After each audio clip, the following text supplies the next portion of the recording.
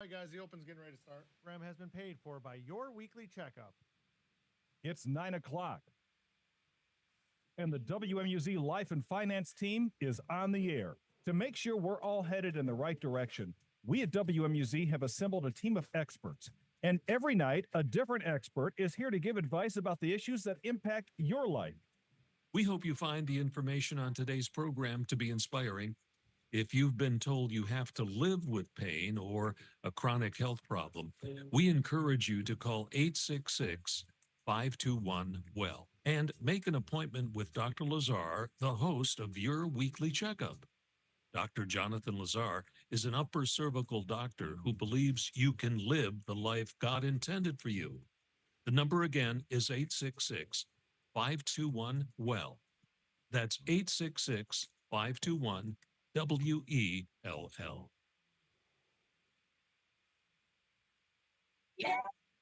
Hey, Mike's up right now.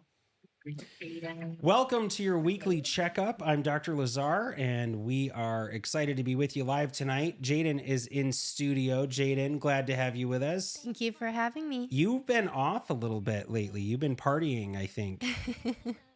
Don't know exactly that that's an accurate statement, but we've missed having you on here.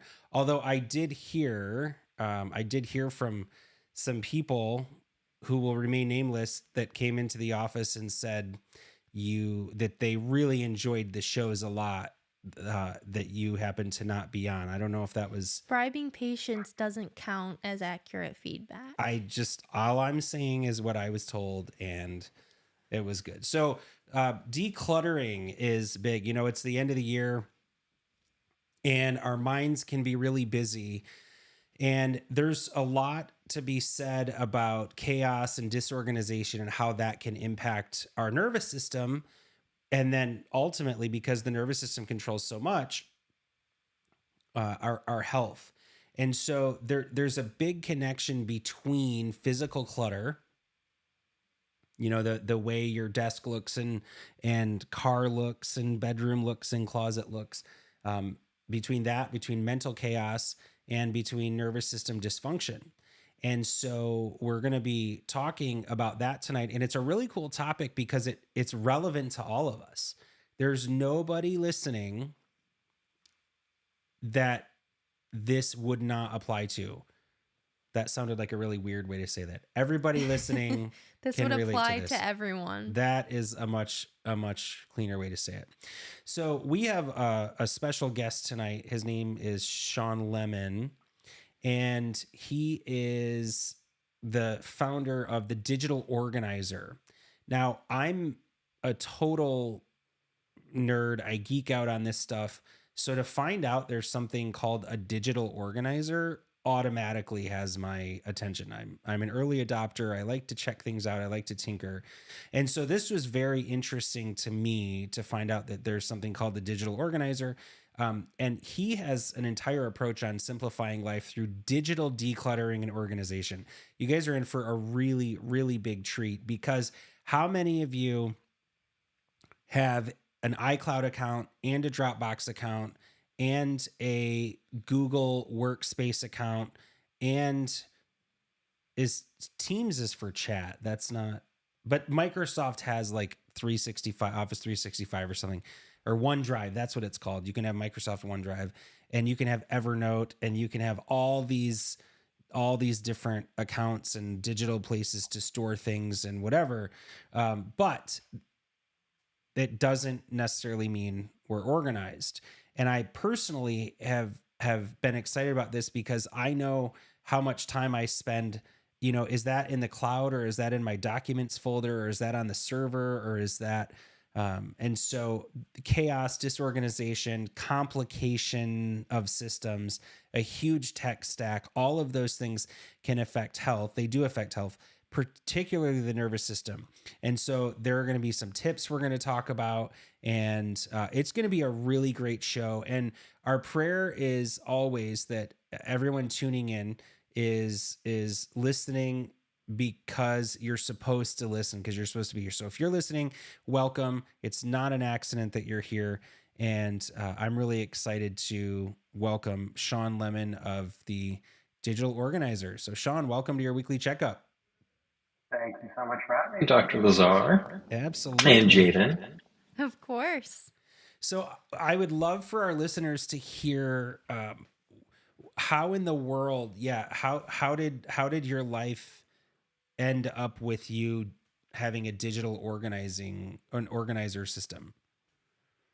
Yeah, well, it started with my dad really making sure that I knew how to use all this stuff in the first place. When I was growing up, we had dial-up, and and it stopped working all the time because Windows would do an update and then it would break everything. We had to do these driver rollbacks and all kinds of stuff. He got tired of that and made sure that I knew how to do it. And then he was also technically minded, and I inherited some of that. So once I first got my a new Mac, I was always a PC guy. I finally got one. I just tore into it. I was so excited about it, and eventually that led me to working at the Apple Store. And then at the Apple Store, because I'm a teacher at heart, they put me in the position called creative, which means that we would teach people how to use their new Macs, and people would be so excited about getting this brand new machine and ready for a fresh start. And they would have the Genius Bar transfer all of their data from one machine to another. And then, that saying, where no matter where you go, there you are. Well, their mess just got transferred. And I had people sitting there paralyzed, wanting to do all of this new stuff. They're so excited about their computer. And then it all came to a crashing halt because they didn't know how to deal with all of this and in a brand new environment. And they got really locked up. And people just started asking me over the years. I did that for 7 years, and they'd ask me to come to their house and help them do that. And the Apple Store didn't fill that need. So I was able to do it, and eventually decided, I'm going to start my own business doing this, and going in businesses and people's homes to help them get on top of their digital clutter so that they can use the stuff that they bought for the reasons that they bought it for, to make those videos, to make the photo books, and to communicate with their friends and family and stuff like that. That's really, really cool. So with the idea that what was happening with these people? So they would get a new device. I mean, I see people in the Apple Store all the time. They just don't know their password or whatever. But So I mean, what happened from I'm excited, it's Christmas in July, I'm opening this beautiful new packaging, to oh crap. Yeah. Okay, let's take photos, for example. Now, I don't do photos, but this is a great example of how it was then, and the problem that we still see now with email and files and stuff like that. And we'll get into files in a little bit. But the cloud, Dropbox, OneDrive, Google Drive, all that stuff didn't exist when I was doing this. So photos is a perfect example because, for me, I had all of my photos stored by years, in folders for years and in months, and then I would have different folders for all of my photos. So when the Genius Bar is going to do your data transfer, they take that whole set of photos and they would dump it into iPhoto. And iPhoto is an application that has all kinds of really cool stuff that you can do to organize your photos. So they would have these things called events, and that's like the original, where all of your originals are. And then you could create albums. And albums are like playlists. You might want the same photo in 5 different albums because it's your favorite pet photos, it's your favorite family photos, a vacation as well. And that photo happens to meet 3 different criteria. So you could organize it in different albums. But this is totally a brand new concept for people that didn't understand that at all. They're used to files and folders. You can't have a photo in more than one place, so you have to make copies of it. So when all of a sudden they had this system that they understood, a folder structure that they loosely held and could generally find what they were looking for, and then it got dumped into a brand new system and they didn't know how to use that, it was just a total shutdown. And then if it was really messed up before they had the transfer and then it got pulled into photos, they not only had to organize what was a mess before, but they had to learn the software at the same time. And that's kind of where we're at right now, is that you rattled off a ton of stuff: OneDrive, Google Drive, Evernote. We could throw in Notion and ClickUp. There's tons of tools out there that are available to us that are marketed in a way that Yeah. they're very easy to use. And they can be Mhm. if you learn how to use it and have a framework of how you're supposed to do it.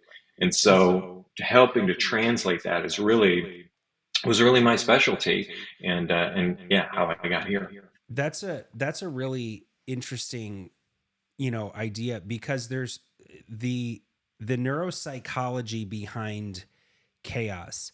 Like we can talk about there being, photos being simple, or iCloud storage being simple, or Dropbox being simple, or whatever they are. Notion is like taking the world by storm, or whatever.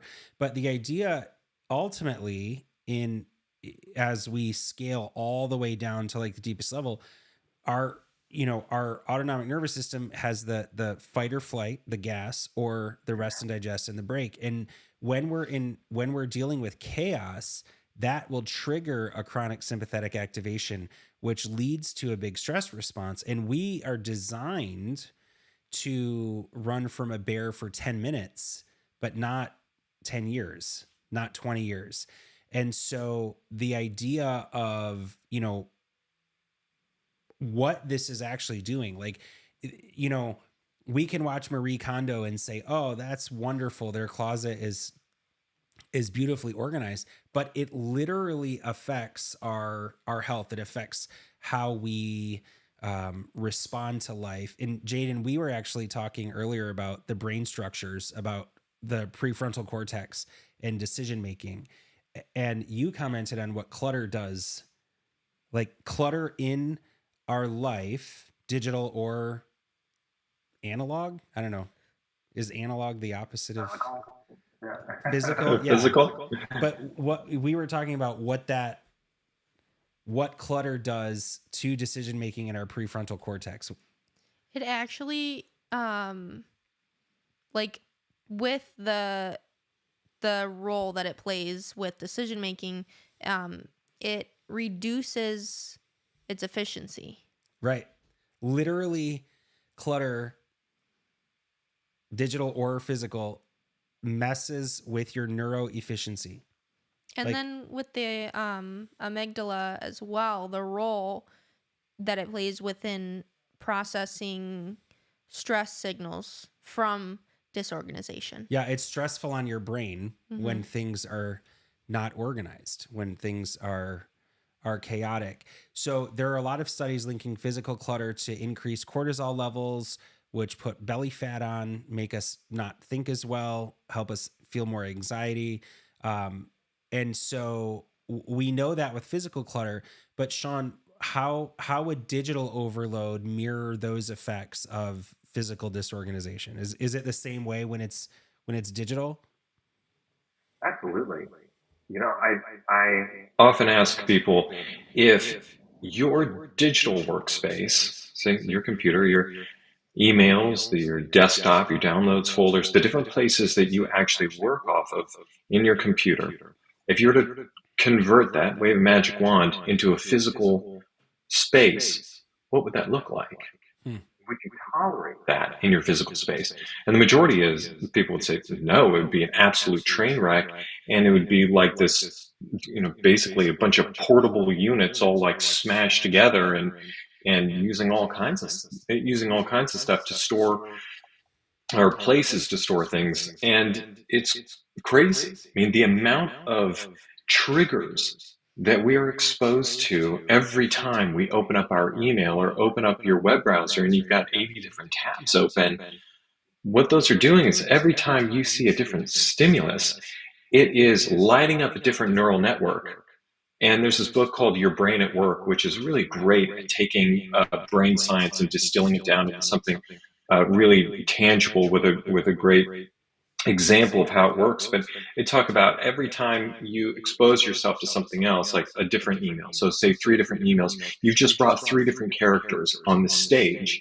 And if you're trying to watch and pay attention to what's happening on a stage, the more characters you bring up, and the more things that are happening, how hard is it to focus on the thing that you're actually supposed to focus on? It's extremely difficult. And you're having to say no to all of these things that are vying for your attention. No, I'm not going to buy that. No, I'm not going to open that right now. No, I can't respond to this because I have to do this. The more things that we have open, and I think it's actually even worse than physical, the more that those things are open, the more brain power is just being drained away from you, and also willpower, which we only have so much of every day as well. So I think it's worse actually than physical clutter. So how does that play into our mental clutter? So like, I have a mental list of all the things I have to do today because I didn't put it in Asana or my full focus planner, and I have to think through that. And then people are asking questions, and in our world, patients are asking questions. And so, those aren't like, I'll be with you in a minute. Like we got to be on those. So we already have mental clutter, and now we have this digital disorganization. And so how does that mirror, I guess I don't want to set it up that way. Does that mirror mental clutter? Does it exacerbate mental clutter? Is it the chicken or the egg? Like, how do those hang out? All I can say is that it certainly adds to it. The more we're trying to juggle in the first place, the harder it is to just focus. And with so many people having ADHD or ADHD-like symptoms because of dopamine deficiency from all the different notifications, it just makes it harder. So if you're trying to remember all of these different things, and then you just quickly look at your emails and you see all of these requests from other people in a sale from a company that you love to shop from, then it just adds it and makes it even worse. And then you just start the balls start falling that you're juggling, and you just can't keep it all up. So yeah, definitely makes it worse. That's a good explanation. If you're just tuning in, you're listening to Your Weekly Checkup. I'm Dr. Lazar. Jaden is in studio with us, and we are excited to have our special guest with us, Shawn Lemon, and he is with digitalorganizer.com. Is that the right website? Is it? TheDigitalOrganizer.com. The Digital Organizer. We will fix that for sure. Anyway, Jaden, you were mentioning about some examples that you were going to ask, so I'll let you do that.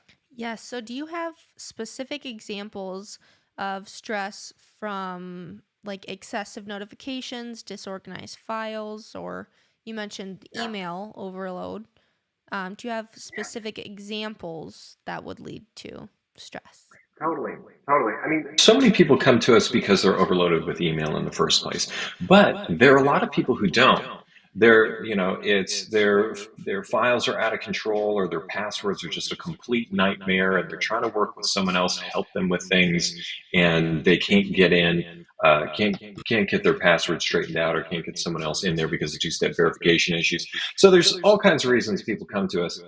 And when it's not email, and we see 13,000 emails in the inbox, 5,000 of them unread. It's like, hey, have you thought about tackling that? Oh, no, it doesn't bother me. I've just learned to ignore it. Like all the things that I need to take care of, I mark it as unread, and it's fine. I can search for what I'm looking for. And if we push a little bit and say, can I just take you through it? Can we do this together?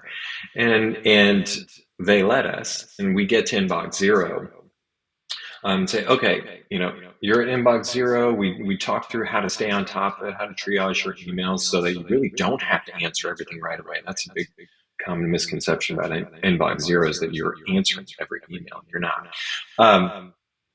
But after the fact, every time in the follow-up session, or I'll get an email or a phone call and say, and I'll hear, I had no idea how stressed out my email was making me until it was gone. And these were people who swore up and down that it wasn't affecting them. Just knowing that there are all of these things that potentially could have your attention, and those loops are probably closed. If somebody needs me, they'll hit me up again. Just having that there, it's taking a massive toll on your unconscious, and you don't even realize it yet. So that one's really, really easy. And we get a lot of reports back just as far as like the files goes, knowing exactly where to find a file. They're not dealing with the duplicates and not having to hunt for files every time they're looking for things, and they can take off their Sherlock Holmes hat.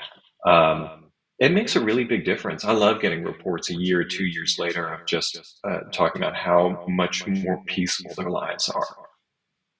That's really cool. That's cool. One thing you mentioned is they said that they didn't even realize it. They were stressed out about it. And we hear that a lot in the office. When we show patients their nerve scans or their x-rays, they'll say either, it's very common that they'll say, oh, I forgot about that. That was a while ago.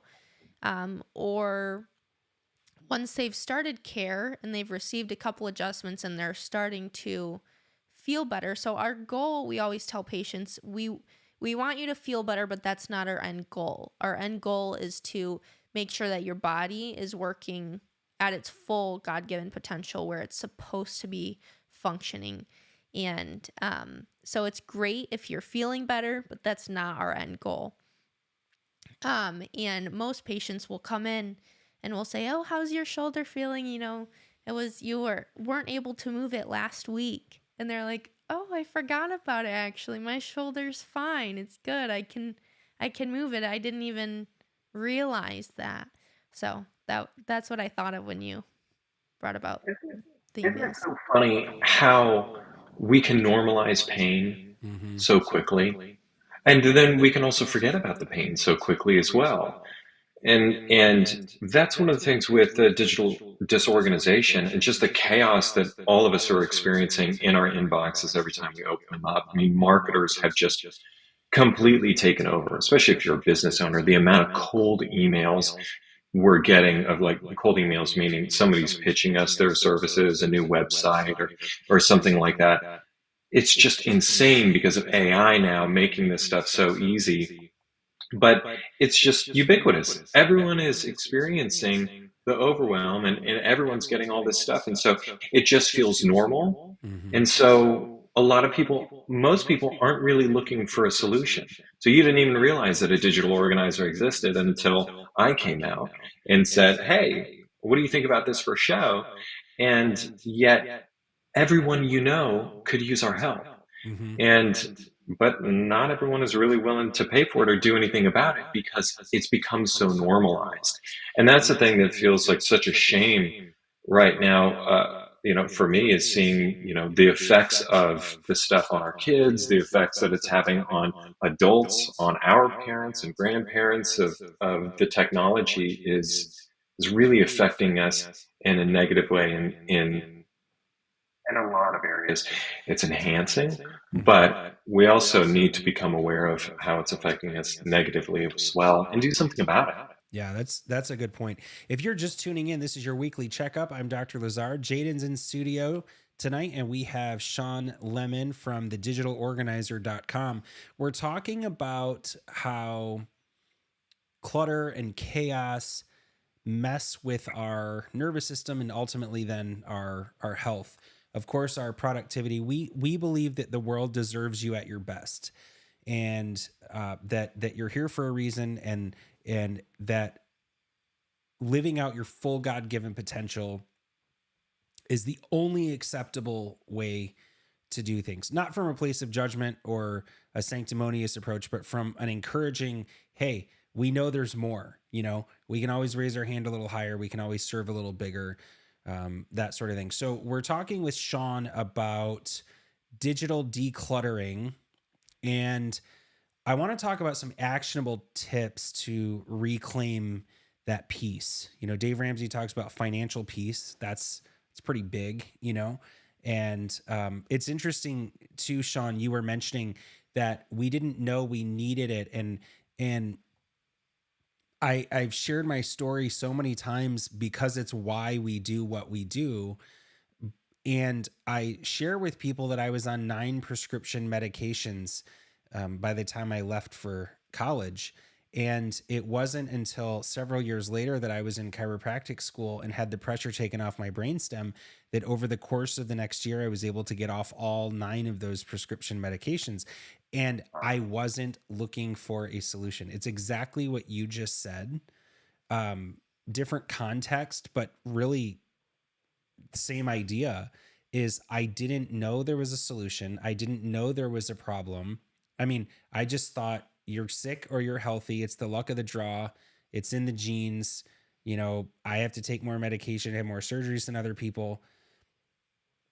And it's dark outside. I mean, I didn't even think that there was, so I wasn't looking for a solution. I just happened to, get relief and healing and correction. And instead of covering up the symptoms and letting my problems get worse, which is what we unfortunately knowingly do as a society when we're just treating symptoms, the same approach, I am glad you brought it up how you did, because we know that something's up, but we're not quite sure. I mean, there's a reason kids can't gamble until 21 because of what it does to their brain. Yet, we'll see 6-month-olds on tablets now and letting that blue light do all the stuff it's going to do to their brains and things. And so what are some tips you have for digital decluttering? You mentioned Inbox Zero. We'd be interested in file organization hacks, anything for like streamlining calendars, whatever it is you have that that people should be paying attention to. Yeah. Well, I think probably one of the quickest wins that you can employ right now is going into your phone and into your computer and starting to turn off notifications and be ruthless about it. That's the dopamine hits you're getting over and over again from those little dings that are pulling you into your technology to where you are compulsively checking over and over again. That's taking a serious toll. Excuse me. It's taking a serious toll on your nervous system. And so if we can stop this endless dinging and this endless notification of trying to vie for your attention, you're going to find a lot more peace right away and a lot more mental capacity and capacity to just be present with those around you. So start rolling back those notifications and turning them off. You can schedule times. You can say, I'm going to check my email at 9. I'm going to check my email at 11. You can choose to check your email at the top of the hour if you want to. Do you really need to respond to someone the second an email arrives? Do you even do it anyway? Do we need to have this on? I'd love to challenge you to say, just try and turn them all off for a week and see what happens. So that's extremely easy, and we haven't even got into anything technical yet. It's interesting you brought up the notifications. I don't have the statistics with me, but Dr. Lazar, do you remember there was just recently an experiment that they did at a school, and they said I think it was within the time of one class, for a student, every time you get a ding or a notification on your phone, to come put a tally on the whiteboard. And they had Snapchat, Instagram, Facebook. They had tons of different categories. And by the end of 1 hour, because they were saying every ding you get, your brain goes there and you get interrupted. Mm-hmm. And by the end of by the end of the class, I think they had over 100 alerts. I know What which were one the you're talking numbers? about. I think it was 450 something. Something like that. It was insane in a 50-minute class. And they were saying they're no wonder kids are so distracted and not able to focus if that's what's happening. If you've got kids, it doesn't matter what age. If their brain is mentally developing, one of the best things that you can do for them and for yourself is to read The Anxious Generation. The Anxious Generation. The Okay. anxious generation. Yeah, I'll let you go and check it out. It kind of hit the podcast world by storm. They've done a ton of interviews on it. I read the book. A bunch of my family and friends, I'm constantly recommending it. But it just kind of gets into the science behind notifications, social media, gaming, and stuff like that, and the what it's doing to kids' brains. It's an uncontrolled substance. Sure. Um, Exactly. and I don't think that we have to halt the use of technology at all, um, but technology and the big companies, Facebook, social media, gaming. I mean, even Apple, Google, all of them, they're being incredibly irresponsible with our kids, and really everyone who's using their stuff. I'd love to see a lot more restrictions being put on what can be used and what's actually age appropriate, because Yeah. it's the science is finally coming around. We've had enough time to study the effects of these phones in our hands to see that we've got to get control of this, because it's messing with our heads. It is.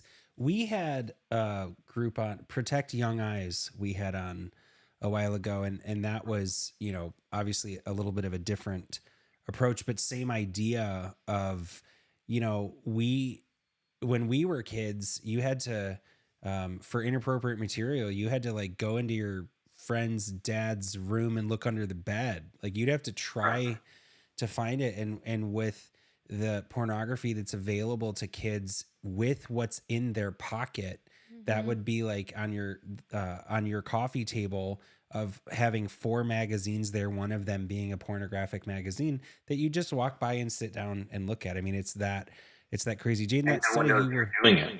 I know. Yeah, like that's even scarier. In the 40-minute class, I found the one that you were talking about. I was wrong as well. There were 662 notifications that interrupted a 40-minute class. There were 485 text messages, 123 social media notifications, and 54 other notifications for 662 in a 40-minute class. Imagine what's happening when they're not in class. Right. And they're allowed to use it. That's big. So, not Hal Elrod. Who wrote Deep Work? Cal Newport. Oh, Cal Newport. Yeah, Mm-hmm. Listening to you talk about that, I was, that was very helpful for me to think about. Yeah, I don't need my Slack on all the time. I'm not going to get any. I mean, I think his book's called Deep Work. At least that one, and it reminded me of that when you were saying that. So let's hear more about what it is that how you can help people. So there are things we can do on our own. And then there are, like, I don't do my own taxes. There are people that are better at me than doing that. And I heavily judge people who crack their own neck. We shouldn't do that either. You should leave it to the pros.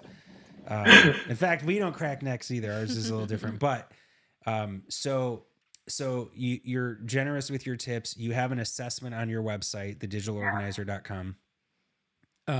How can you help? And I say, I believe that life is better with a guide.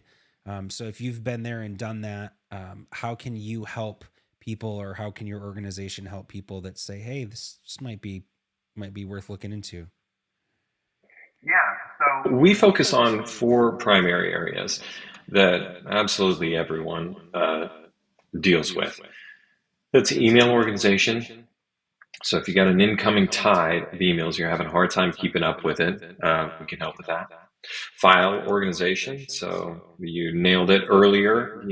When we've got iCloud, Dropbox, Google Drive, usually multiple Google Drive accounts, OneDrive, so many different cloud accounts, plus our internal computer. Where do we store everything? We're having to, play Sherlock Holmes to find things all the time. We need to create one source of truth. And we need to have a place to store all of our tasks and the projects that we're working on, whether we're dealing with a team or we're just dealing with our own household and keeping that in order. We've got tasks that we need to keep track of because we got a lot we want to do. And because technology makes things so easy to get things done, we're just piling more and more onto our plates. So how do we do that well and consciously and realize what we're doing so maybe we don't pile it up so high? And then lastly is passwords. Everyone's dealing with password nightmare. So, you can't use fluffy 123 anymore for everything. Sometimes you have a star. Sometimes you can't use a star. You've got to use an exclamation. You can't use any special characters at all. Or we want you to put a space in there. There's so many different rules to keeping track of passwords, and really you shouldn't be using the same password anyway. So those are the four primary areas. We used to do photos, not so much anymore. I'll refer you to somebody else. Blue Water Imaging is a good person to turn to if you're Mac based for that. But yeah, those four things, because the three of them, email, or we could just say communication, files, where we're storing things, and keeping track of tasks, are the three things that are constantly feeding into each other. We get an email and say, hey, can you do this? Well, if we can't do it right away, maybe it needs to go into our task manager. Or, hey, we sent you this contract. We need you to sign it and send it back. Well, you should download that contract and save it somewhere that you can find it later. And it shouldn't be in your email. Email's for communication. It's not for filing things. So we need to download that somewhere. But then we might be collaborating on a paper that we're writing together. Maybe we're both in class and we're working on a project together. So sending versions of files back and forth all the time, that doesn't make sense when we've got cloud stuff. So what we should be doing is saving everything in the cloud so that we can send a link to our friends so that we're working off of the same document. And we're not having to deal with the version issues. And if we're also doing project management, we could do the same thing. We could put a link anywhere you're communicating, anywhere you're keeping track of tasks, so that we're working off of the same files. And we get to do that when we've consolidated everything and created a single home for your files. So this way, communication is just for communication. Email, you're just talking to people. You may be sending something, you may be receiving it, you deal with it, you archive it and get it out of there. And then tasks, there's a home for that, and then your files have a home.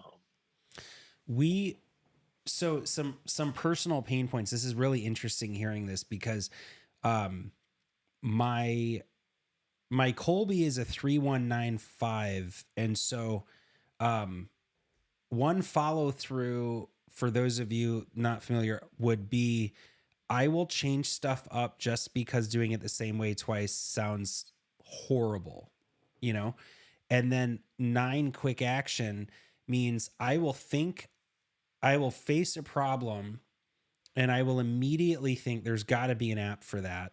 And I'll go find the app and I'll do the free trial. And then I'll forget that I did the free trial. And then, my wife is our CFO, and sometimes she has the wife and CFO hat on that says, the heck is this? And our software stack, it has at its height been approximately 72 line items on a budget. No exaggeration. Like, I caught so much heat for that. Like, what is all this? And I'm like, well, I think that does the, and I think that solved one problem. And I think that, and so, I paint myself into a corner, and my team loves it because, we're always like, no, that's that software, or, it's so interesting. So I know, I feel the pain of, and we're fairly organized. That's the other thing that's weird. Like, we're relatively organized and still spend time looking for stuff, ask each other where stuff is.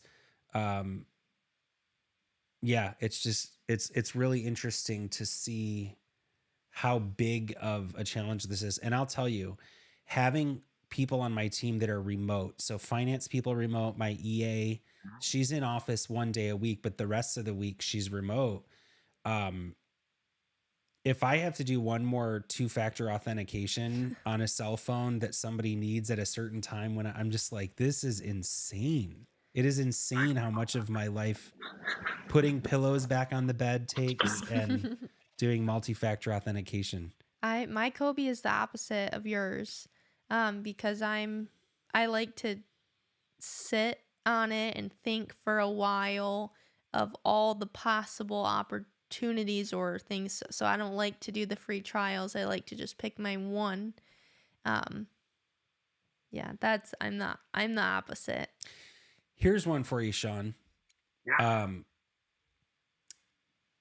What about the person that has the MacBook Pro and the Mac Mini, and work requires Windows, so they've got the Surface and they've got the iPad Pro and they've got the Remarkable because the marketing worked? What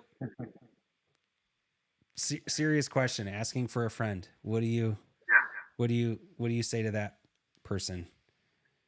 Well, what's the problem said person might be facing? Well, hypothetically speaking, it's which piece of hardware to use in what context, like did we write that on Remarkable, or is that in GoodNotes, or crap, was that on the Surface in OneNote? Like where did that one go? I've heard, again, I don't know if this is an actual thing. He's speaking Of course. experience. So you have to use less tools. Now you can have a bunch of different gear, but we have to decide where we're going to store things and where the primary place is. You can experiment all you want, but the home has to be one place in particular until you fully commit somewhere else. So say we use Asana for project management, we use Google Docs for our file storage, and then we've got our email accounts and such. If you want to spin up Hive and try that instead of Asana, well, great.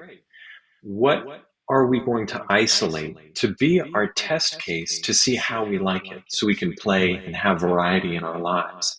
Now, the rest of the team is going to stay on Asana because we need to create an anchor and we need to create stability in our group that everyone can rely on. But we can have a small cohort of people who really enjoy testing out new things. And we may need a critic on that team as well who doesn't like change thrown in there as well, just for the fun of it, or really the stability. And have that person in there. And we really isolate and say, what are we going to put in here? What are we going to really add in to fully test the features that we really want? Is it worth the switch? Because switching a platform is a lot of work. So commit to one and then play in isolated instances other places. Have a time limit on it. And then at the end of that time limit, have a review, an after action review to see how did it work.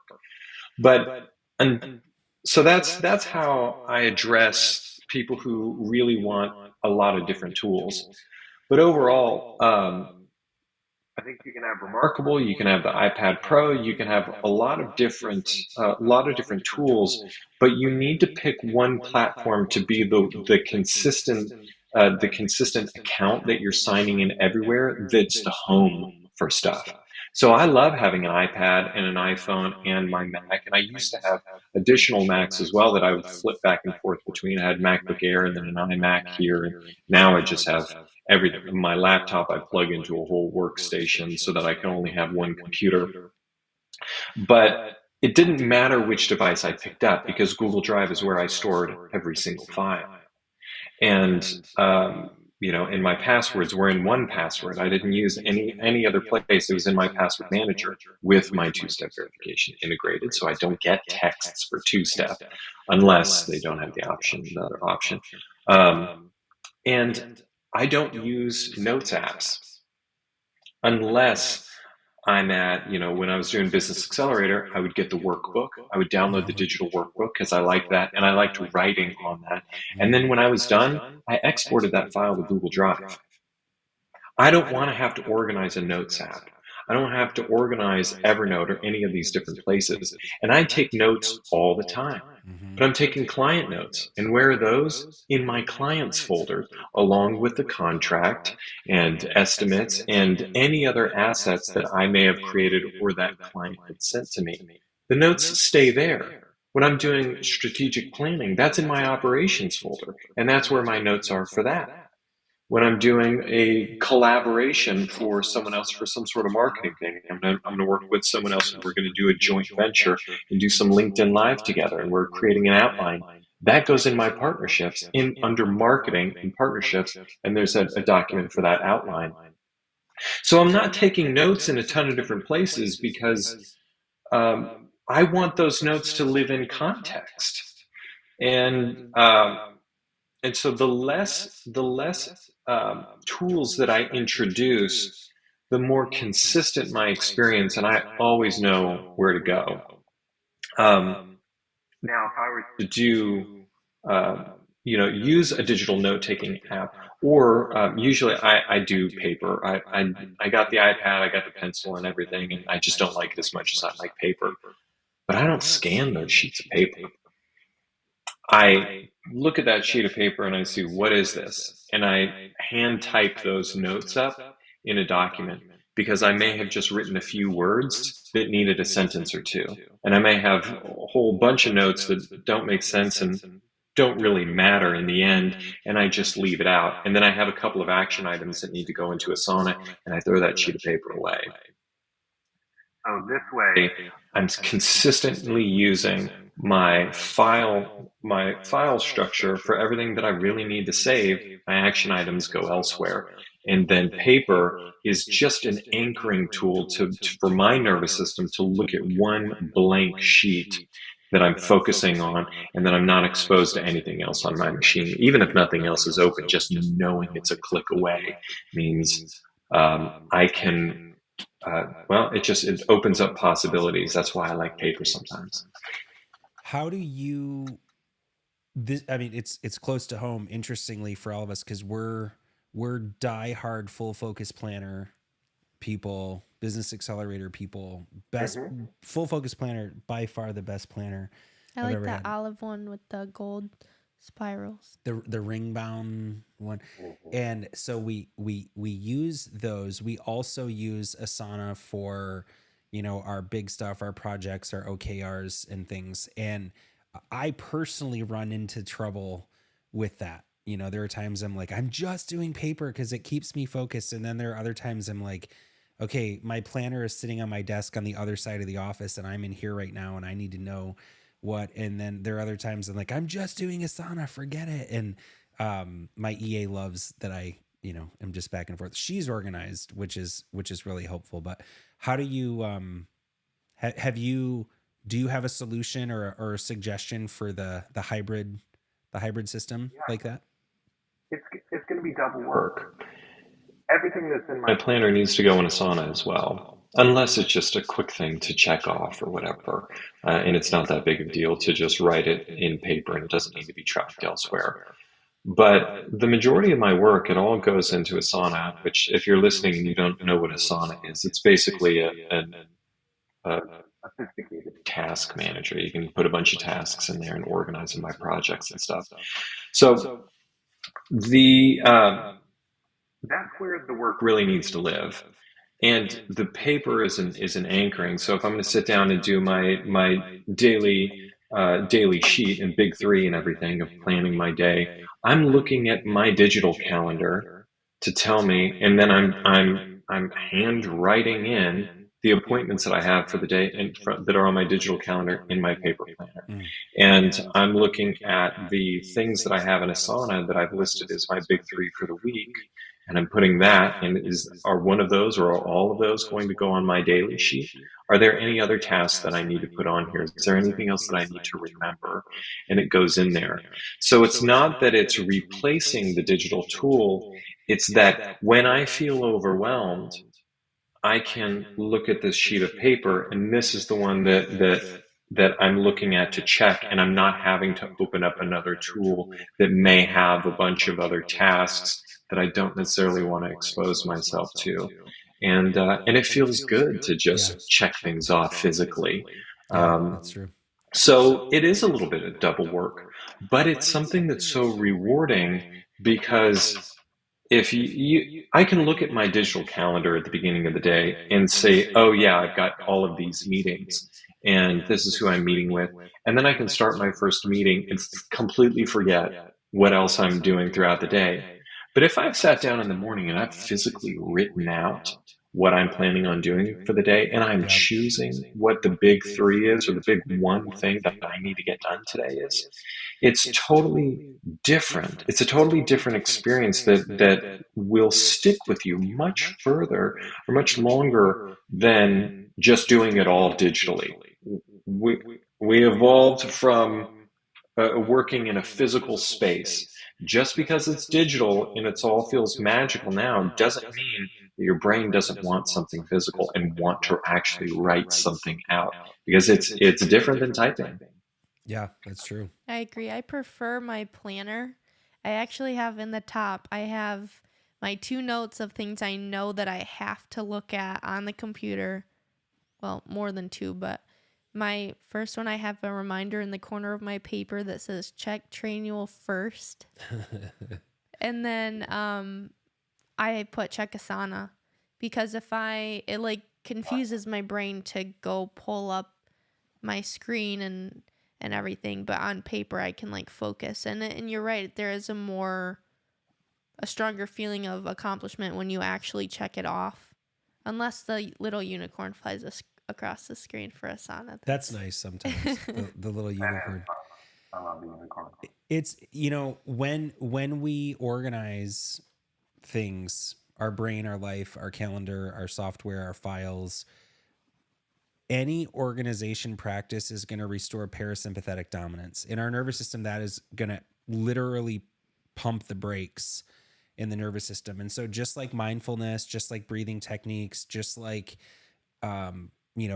exercising or laughing or reading or having oxytocin release by having lunch with a friend or coffee with your small group or whatever, those all kick the parasympathetic nervous system, the rest and digest, the brake part that kicks that in, and organizing does that as well. And so a lot of times, I'm guilty of saying, I want everything in its place. I just don't have time. That's not a true statement, but I tell myself that a lot. That's the story I tell myself. And the truth is, if we would take the time and keep it organized, that actually will boost our productivity as well, which is not this big surprise, but I procrastinate a lot. What's that? How about some tips on that? About staying organized. Go for it. So when half the battle for digital or any sort of organization is creating a space for it, right? So everyone here has created a folder structure on their computer in some way to be able to throw some files in to try and get organized. And so that's a great start to it. But then the other part is really thinking through all of the other little things of what are the habits or what are the little tweaks that we can change on our computer or on our phones to be able to make it easier. So a lot of this is actually creating shortcuts and just changing some settings. So one of the things that I like to do to have all of our clients do is to change your web browser preferences. So instead of it just downloading all of your files to the downloads folder or to your desktop automatically, it asks you where you want to download that file.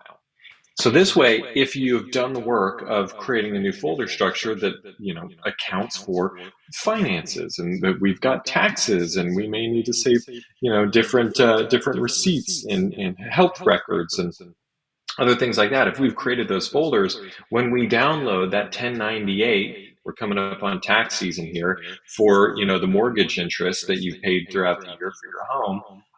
You know exactly where to store that, and you can name it appropriately right away.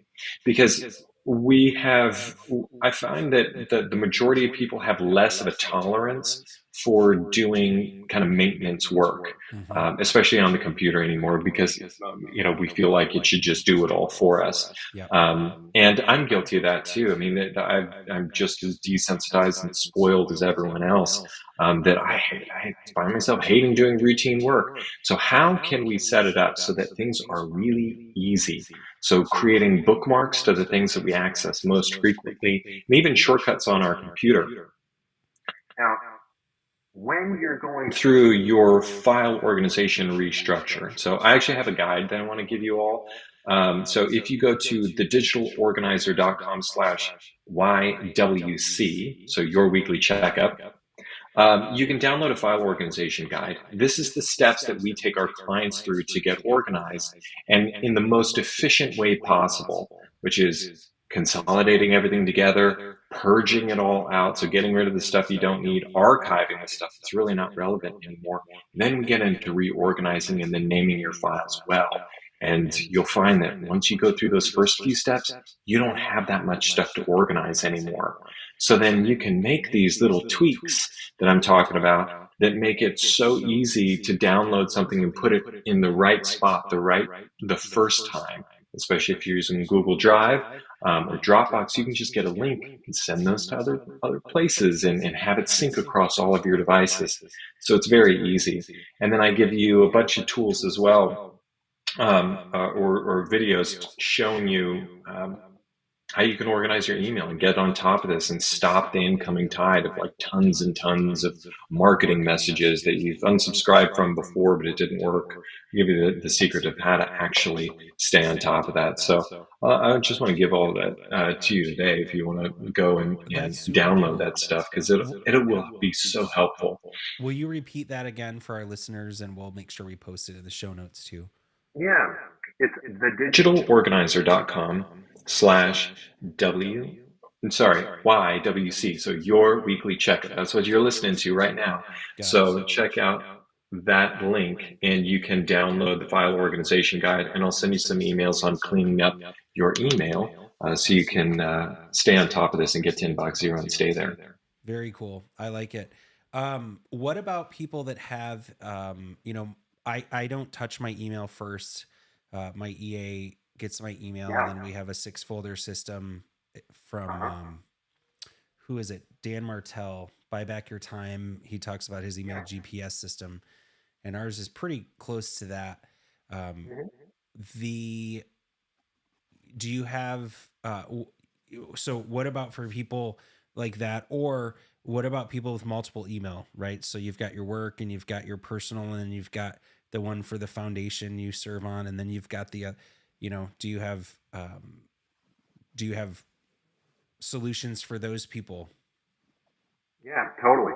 I don't address it in the emails that I'll send with cleaning things up. Basically, the same principles apply across the board. So, I mean, for every account, I want to do cleanup first and slow down the marketing emails and really bring that to a stop so that you've only got emails from real people showing up in your inbox. And that's going to make a huge difference. And then from there, typically we're walking people through a process to figure out what do you need? Like, what is your particular situation? Do you have an assistant who can check this for you? In which case, like, what tools do they use? Are they on a PC or a Mac? And what are your needs? And then we can set them up with a workflow so that ideally they have a situation like you, where someone is checking their email for them, and anything that you need to personally reply to, then that can be shared with you with a context, and so that you can address that. But in the end, you're not being exposed to all of these requests that really it's not the best use of your time to be addressing.